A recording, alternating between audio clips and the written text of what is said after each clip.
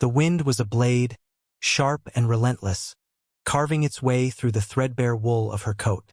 Alara felt it not just on her skin, but in the marrow of her bones, a cold that promised a final, dreamless sleep. Each step was a negotiation with the frozen earth, her worn-out boots crunching a desolate rhythm against the snow-dusted ground. The sky, a bruised sheet of pewter, pressed down, heavy with the unshed fury of the coming blizzard. Hope had died miles back. A small, frozen bird dropped from the branch of her heart. Now, there was only the grim mechanics of survival, the instinct to put one foot in front of the other until she could not. Her husband, Thomas, had left her with nothing but debts sharp as broken glass and the pitying stares of the townsfolk. They had picked over their small homestead like vultures, their whispers of her misfortune following her out onto the open plains. It was the flicker of light that stopped her, a defiant pinprick of gold against the encroaching gray. A cabin, low-slung and dark against the snow, with a curl of smoke wrested from its stone chimney by the gale. It was the last outpost of humanity before the world dissolved into an oblivion of white. Pride was a luxury she had shed with her last decent meal. Shame was a fire that had long since burned down to cold ash. She stumbled toward the light, a prayer dying on her cracked lips.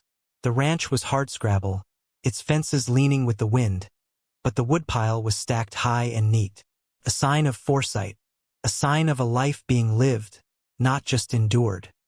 She raised a numb hand and knocked on the heavy timber door. The sound was swallowed by the rising shriek of the wind. She knocked again, harder, using the last of her strength. The door opened a sliver, and a wall of warmth and the scent of wood smoke and coffee hit her. A man filled the opening, broad-shouldered and tall, his face a landscape of shadows and harsh angles in the lamplight. A long, silvered scar ran from his temple down his cheek, pulling at the corner of his eye and giving him an expression of permanent severity. He said nothing, simply looked at her, his gaze taking in her shivering frame, the desperation etched onto her face. He was the scarred rancher they spoke of in town with a mix of fear and contempt, Silas Croft, a man who kept to himself and his unforgiving land. "Please." Alara's voice was a ragged whisper, torn from her throat. "The storm. I have nowhere." The words fell apart. She had nothing to offer, no reason he should grant her sanctuary over the beasts of the field. She was a beggar at the gates of a hermit's kingdom. His silence stretched, and she felt the last embers of her resolve flicker out. She began to turn away, to accept the frozen embrace of the night. His voice was low, rough like stones grinding together. It was not a question, not an invitation. It was a command, a stay of execution. He stepped back, holding the door open just wide enough for her to slip past. As she crossed the threshold, leaving the storm behind, she knew she had buried what was left of her old life in the snow at his door. She was a ghost seeking shelter, and this silent, scarred man had just given her a place to haunt. The door boomed shut and the world outside vanished. The cabin was a single room, stark and meticulously ordered. A fire roared in the stone hearth, its light dancing over rough-hewn wooden furniture and the barrels of provisions stacked against one wall. It was a fortress built against the wilderness, and for tonight, she was within its walls. Silas motioned with his head toward a simple wooden chair near the fire. Alara moved to it, her limbs clumsy with cold and relief. She did not dare speak, did not dare look at him.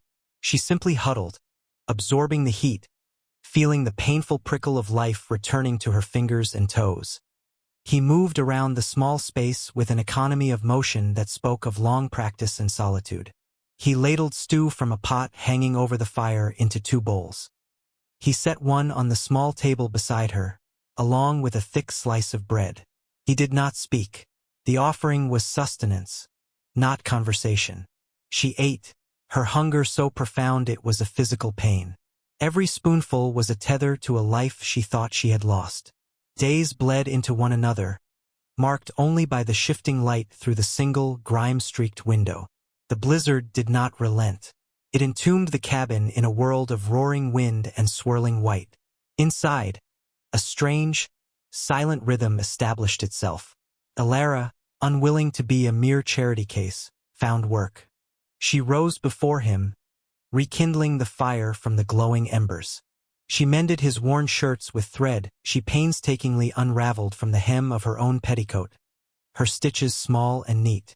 She learned the quiet language of the cabin, the groan of the roof timbers under the weight of snow, the specific clink of the coffee pot, the soft sigh of the logs settling in the grate. Silas watched her, his expression unreadable. He never thanked her, but when she finished mending a particularly torn coat, she found a tin of precious tea leaves left on the table. When she scrubbed the floor until the planks shone, he left a small whetstone by the collection of kitchen knives. They were transactions of respect, not kindness. She learned him in pieces in silent observation.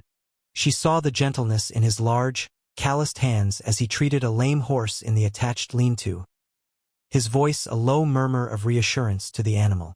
She saw the focus in his eyes as he oiled his rifle, each movement precise and deliberate. The scar on his face became just another line in a map she was slowly learning to read. It spoke of a past pain, a story he did not offer, and one she would never ask for. Her own grief, once a raw and gaping wound, began to scar over in the quiet industry of this place. The memory of Thomas, and the life she had lost, became less of a haunting and more of a distant, sorrowful echo. She was no longer Alara the widow. She was a woman who stacked firewood, who baked bread, who earned her small space by the fire. One evening, the silence was broken by a splintering crack from above. A heavy beam in the small stable, burdened by a mountain of snow, had fractured. Cold air and fine snow dusted down onto the animals. Without a word, Silas pulled on his coat and grabbed a lantern. Alara, seeing the grim set of his jaw, followed suit. Outside, the storm was a physical assault. The wind tore at them, stealing their breath. In the flickering lantern light, they worked. He showed her how to brace the failing roof with spare timbers, his hands guiding hers when her numb fingers fumbled with the rope. They moved as a team, their actions synchronized by the urgent necessity of the task. For hours they labored, a silent, desperate partnership against the indifferent rage of the storm. When at last the temporary support was in place, they stumbled back inside, caked in snow and utterly spent. He handed her a tin cup of whiskey. The fiery liquid was a shock, but it burned away the last of the chill. Their eyes met over the rims of their cups. In his gaze, for the first time, she saw not just tolerance, but a flicker of something else. A shared victory, a recognition. In the heart of the blizzard, huddled in a broken shelter, a fragile foundation was being laid. When the sun finally broke through, the world it revealed was blindingly white and profoundly still. The storm had passed, leaving behind a landscape scoured clean, beautiful and treacherous. The silence felt different now, no longer a void but a shared space. It was that afternoon that the horseman appeared, a black speck moving slowly against the endless white. He was not a welcome sight. Alara recognized him instantly. Mr. Hemlock, the banker from town, the man who held the deeds to her past and all its failures. His face was pinched with cold and avarice, his eyes small and hard as pebbles. He dismounted, his expensive boots sinking into the deep snow, his expression a mask of condescending pity as he saw Alara. "Mrs. Gable, I had heard you'd simply vanished. I see you found rustic accommodations."